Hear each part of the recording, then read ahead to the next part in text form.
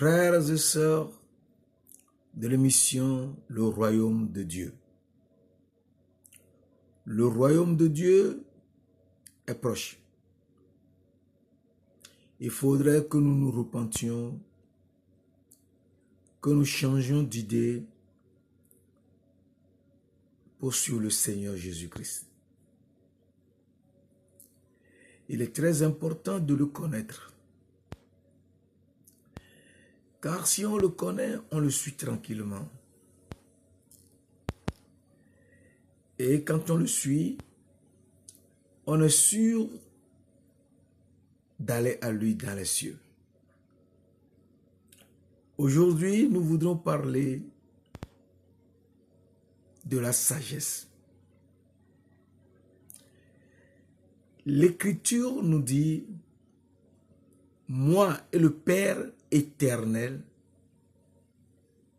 nous sommes un. Et il serait très intéressant que nous réfléchissions un peu sur ce thème, moi et le Père éternel. Alors, l'éternel, c'est qui? La Bible nous révèle très exactement qui est l'éternel. Et nous voyons cela dans Proverbe 8, versets 22 à 23. L'Éternel m'a créé la première de ses œuvres, avant ses œuvres les plus anciennes. Verset 23. J'ai été établi depuis l'éternité, dès le commencement, avant l'origine de la terre. Nous comprenons très bien qu'ici, avant l'origine de la terre, donc avant l'origine des cieux, l'Éternel a créé quelqu'un.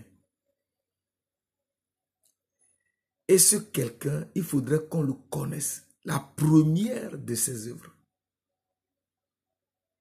Si on connaît cette personne qui est la première des œuvres de l'Éternel, on comprendrait tant soit peu ce que l'Éternel voudrait ou voulait en créant cette première de ses œuvres. Alors la Bible nous montre cela dans Proverbe 8 toujours, verset 12. Moi, la sagesse, j'ai pour demeure le discernement et je possède la science de la réflexion. Nous comprenons très bien que celle qui a été créée, la première des œuvres de l'Éternel, est moi, la sagesse. Alors, qu'est-ce que le Seigneur Dieu voudrait en créant moi, la sagesse, l'Éternel? Qu'est-ce qu'il voulait en créant moi, la sagesse? La première de cette... Au moment où il n'y avait rien, il faut faire très attention à ce niveau, parce qu'il n'y avait pas les cieux, il n'y avait pas la terre, avant l'origine de la terre. Donc il n'y avait rien. Donc c'est lui-même qui est là et qui veut faire quelque chose. Il faut qu'on fasse l'effort de connaître un tout petit peu, on ne peut pas tout comprendre, mais qu'on comprenne un tout petit peu ce que le Seigneur Dieu de gloire veut en créant la sagesse, moi la sagesse, comme la première de ses œuvres. Alors nous voyons très bien cela dans sa pensée à travers les Écritures. Qui est moi la sagesse? La première des œuvres de l'Éternel. Eh bien, pour savoir cela, c'est le Nouveau Testament qui nous le montre. Dans Colossiens 1, verset 15, la parole de Dieu nous dit, il est l'image. Ici maintenant, on nous dit, il est l'image. Alors qu'avant, nous avons vu moi la sagesse. Donc, il faut qu'on fasse très attention pour pouvoir faire la concordance entre les deux. Il est l'image du Dieu invisible. Le premier-né de toute la création. Donc, la première des œuvres de l'Éternel est le premier-né de toute la création. À partir de là, nous comprenons très bien que la première des œuvres de l'Éternel est tout simplement le premier-né. Ce premier-né est qui? Alors Colossiens verset 16 nous dit, car en lui, en ce premier-né, ont été créées toutes les choses qui sont dans les cieux et sur la terre, les visibles et les invisibles. Trône, dignité, domination, autorité, tout a été créé par lui et pour lui. Alors, verset 17 nous dit, il est avant toute chose. Il est avant toute chose. Et toute chose subsiste en lui. Donc la personne dont on parle, elle est avant toute chose. Et toute chose subsiste en cette personne. Cette personne est qui? Qui est l'image du Dieu invisible. Et qui est avant toute chose, et toute chose subsiste en lui. Et tout a été créé en lui. Donc, tout l'univers, visible et invisible, est créé en lui. Alors, nous comprenons que il faut qu'on connaisse cet homme. Il est l'image du Dieu invisible. Et donc, Genèse 1, verset 27 nous dit, Dieu, le Dieu invisible, créa l'homme à son image. Donc, il est l'image, c'est lui l'homme que le Dieu invisible a créé. Dieu créa, Genèse 1, verset 27, Dieu créa l'homme à son image. Il le créa à l'image de Dieu. Il créa l'homme et la femme. Donc, nous comprenons très bien que cet homme est créé la première des œuvres de l'Éternel, est créé le premier-né pour sa femme. Ah bon? Oui. Et cet homme est moi, la sagesse. Alors, il faut qu'on connaisse qui est moi, la sagesse. La Bible nous dit, l'Éternel m'a créé la première de ses œuvres. Proverbe 8, verset 22. Verset 23. Avant ses œuvres les plus anciennes. Verset 23. J'ai été établi depuis l'éternité, dès le commencement, avant l'origine de la terre. Et donc, Dieu a fait tout cela dès le commencement, avant l'origine de la terre, pour que l'homme ait sa femme. Ah bon? Et oui, c'est ça. C'est ce que la parole de Dieu dit. Alors nous voyons cela dans Matthieu 19, versets 4 à 5, à 6, on peut s'arrêter à 5. Matthieu 19, versets 4 à 5. La parole de Dieu nous dit, Jésus répondit, n'avez-vous pas lu que le Créateur, Dieu, l'Éternel m'a créé, que le Créateur, au commencement, fit l'homme et la femme. Et qu'il dit, la parole est sortie. C'est pourquoi l'homme quittera son père et sa mère et s'attachera à sa femme et les deux deviendront une seule chair. Alors nous comprenons ici qu'il faut qu'on fasse très attention parce que l'homme quittera son père et sa mère et s'attachera à sa femme et les deux deviendront une seule chair. Qui est donc cet homme que Dieu, le Dieu invisible, a créé? Il est l'image du Dieu invisible, le premier-né de toute la création. Donc, l'Éternel m'a créé la première de ses œuvres. C'est clair que c'est lui. C'est moi la sagesse. Qui est cet homme que l'Éternel Dieu a créé? Cet homme, si on le connaît, on se situerait mieux. Alors, nous reprenons toujours Matthieu 19, verset 4, 5. Jésus répondit, n'avez-vous pas lu que le Créateur, au commencement, fit l'homme et la femme? Mais il n'y avait pas de femme à l'époque. Au commencement, avant la création, avant l'origine de la terre, il n'y avait rien. Il n'y avait que l'Éternel lui-même qui se crée en tant que moi la sagesse. Alors, la femme est où? Et qu'il dit donc, la parole s'est exprimée. Donc le Créateur est la parole. Parce qu'il n'y avait rien.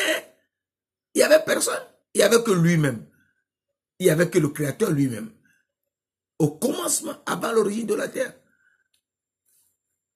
Donc le Créateur lui-même se parle. Et nous avons vu la dernière fois, Dieu est sa propre parole.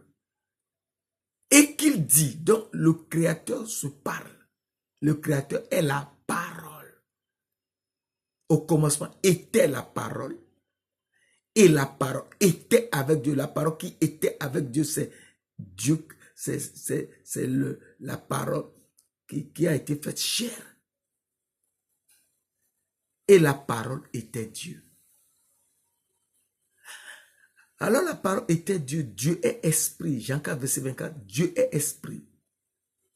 Et nous avons vu que si la parole était Dieu, la parole s'est fait chair. Alors ici, c'est très important de savoir que la parole s'est fait chair pour sa femme. Donc, et les deux deviendront une seule chair. C'est l'homme qui est la chair, et la femme sera l'âme dans la chair. Et c'est très important cet aspect. La femme sera l'âme dans la chair.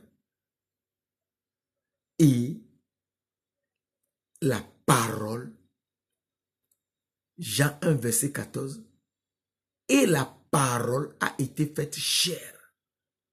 Et elle a habité parmi nous, pleine de grâce et de vérité. Et nous avons contemplé sa gloire. Une gloire comme la gloire du Fils unique venu du Père. Et la parole qui a été faite chair, c'est Jésus-Christ. Jean 1, verset 17. Car la loi a été donnée par Moïse.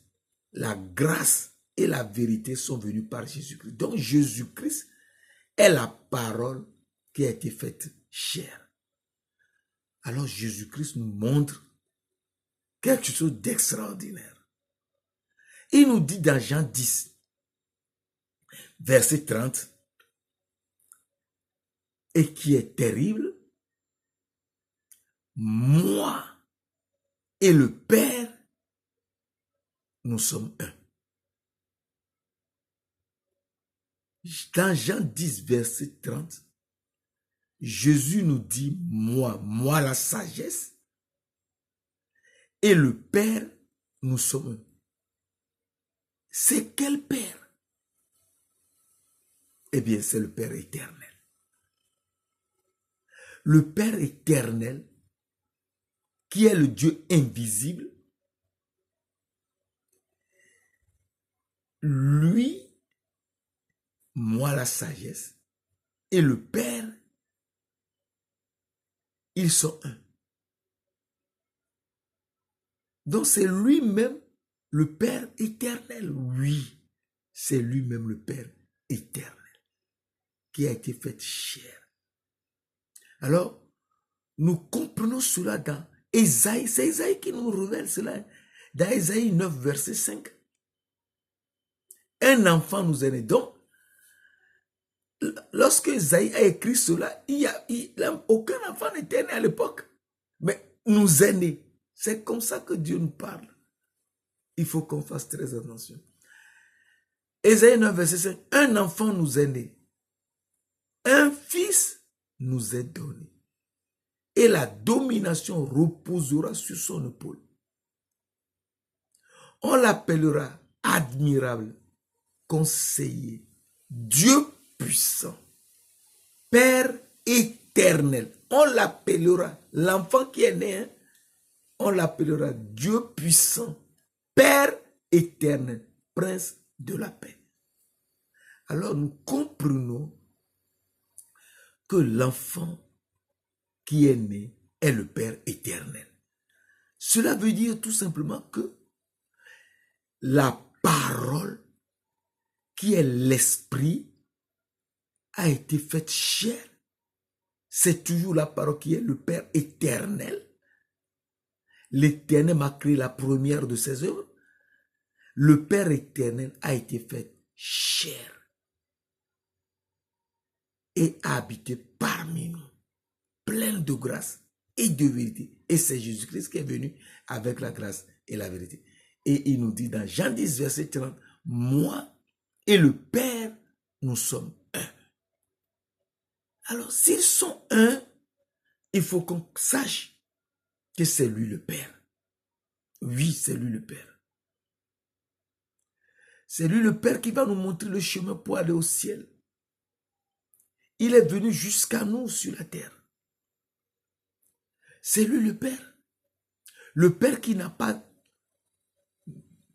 le Père même, il est sans père et sans mère, sans généalogie.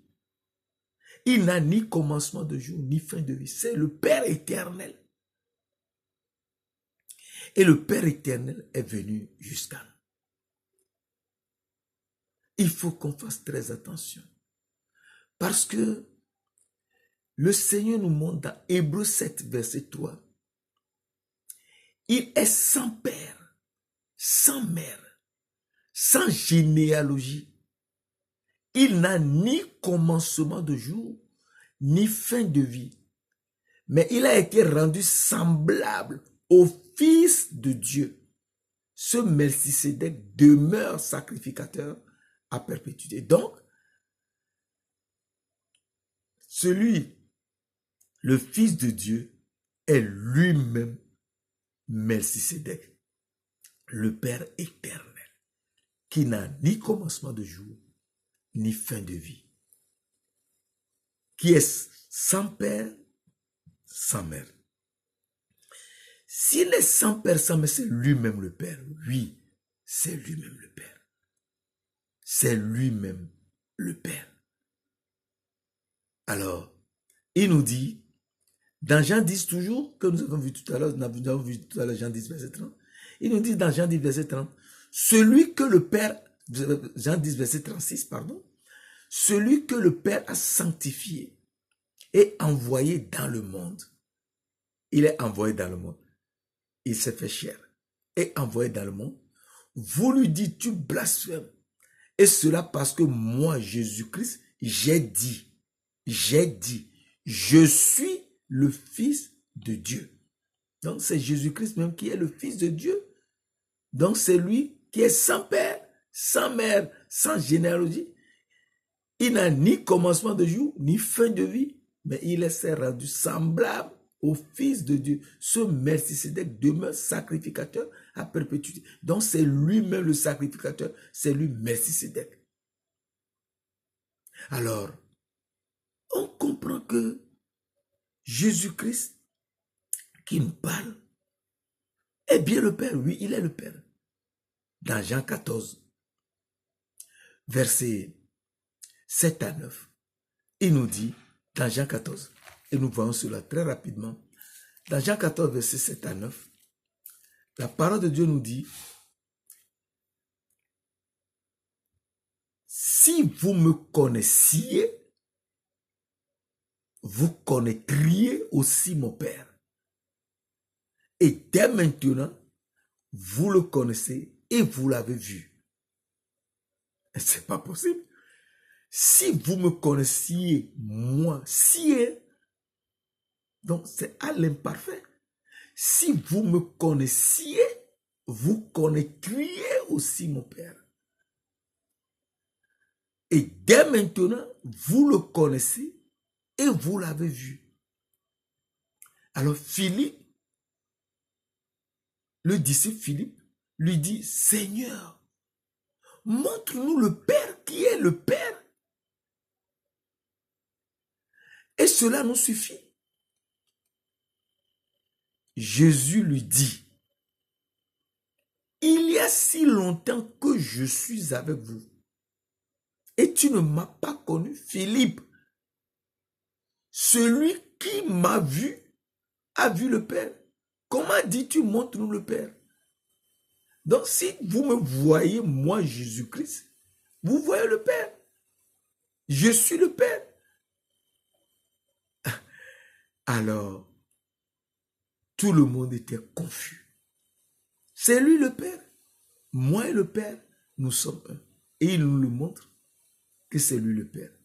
Alors à partir de là, il faut qu'on fasse très attention.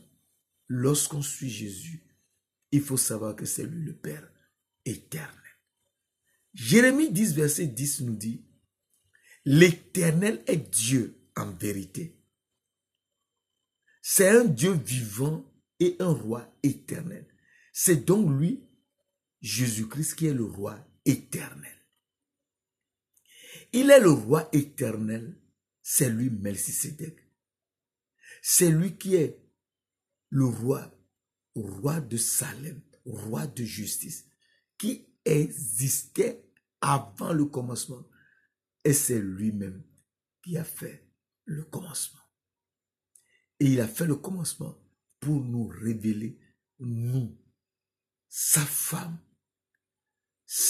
qui doit être comme lui-même. Et c'est pour ça qu'il nous dit, dans 1 Jean 4, verset 17, tel il est, tel nous sommes. Tel il est, tel nous sommes. Et c'est pour cela, l'amour est parfait. Il faudrait qu'on fasse l'effort d'être exactement tel qu'il est. Si nous ne le sommes pas, nous sommes perdus. Et à partir de là, nous comprenons que Jésus-Christ est moi la sagesse. Et il nous dit dans Matthieu 16, verset 13, Jésus étant arrivé dans le territoire de Césarée de Philippe, demanda à ses disciples, qui dit-on que je suis? Moi, le Fils de l'homme. Donc moi, le Fils de l'homme, est bien moi la sagesse. Moi, le Fils de l'homme, est moi la sagesse. Et donc moi la sagesse est le Fils de Dieu, qui est Melchisédek, qui est sans père, sans mère, sans généalogie. Il n'a ni commencement de jour, ni fin de vie. Ce Melchisédek demeure sacrificateur à perpétuité. Et à partir de là, nous comprenons que Jésus-Christ nous montre quelque chose d'extraordinaire. C'est qu'il est lui-même le sacrificateur. Nous le voyons rapidement dans Hébreux 4. Hébreux 4, verset 14, nous voyons, ainsi, puisque nous avons un grand souverain sacrificateur qui a traversé les cieux, Jésus, le Fils de Dieu, demeurons fermes dans la foi que nous professons. Jésus-Christ est le souverain sacrificateur.